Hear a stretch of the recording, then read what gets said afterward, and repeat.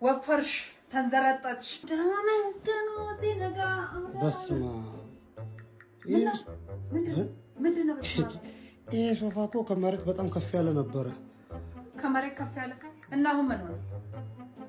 ታንድ ተጠፈጠፈ እኮ መሬት እየነካ ነው። አሃ ወፈርሽ ተንዘረጠች ለጠጥሽው እያልከኝ ነው?